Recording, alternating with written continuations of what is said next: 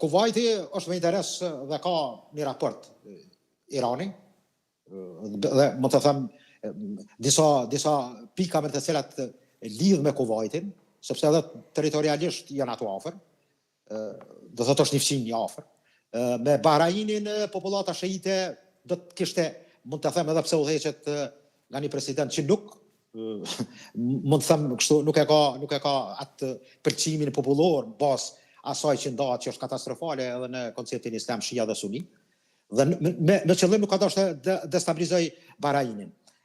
Emiratet e Bashkuara Arabe ka interesa të shumta në investimente të ndryshme me Emiratet e Bashkuara dhe me siç është Dubai dhe me Arabinë Saudite ka arritur me ndërmjetësimin e kinezëve të relaksoj raportet. Do thotë qëllimisht u zgjedhur Katari. Nga se mendon që mos të hi rreziku të një konflikti. Ta marrëm Arabinë Saudite, e cila edhe hapas do dilte në krah të Izraelit, po që se do goditej territori i saj. Do të kishte dëme edhe në njerëz edhe dëme materiale. A do të rrezikonte që edhe Katari të bëj pjesë e këtij konflikti, pa marrë parasysh që është sulmuar dhe ca ka qenë një bazë amerikane brenda këtij territori?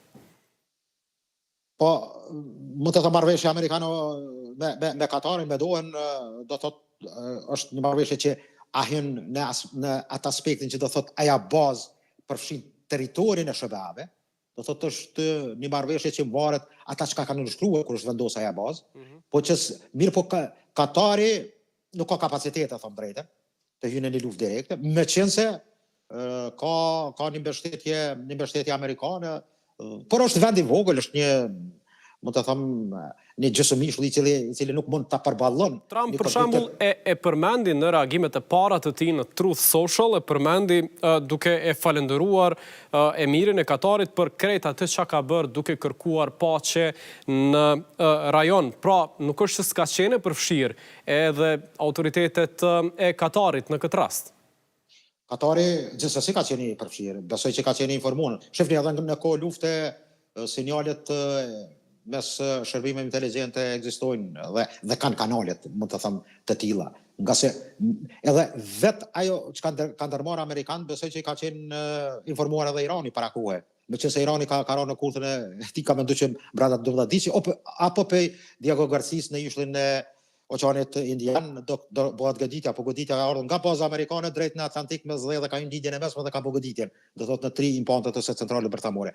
Dhe ky ka qenë, mund të them, ai triku ose ai mashtrimi që ka bëu strategjia amerikane në këtë rast. Impakti çfarë është, por Katari besoj që ka qenë informuar, është një goditje lehtë e cila mund të arsyetuohet në opinion.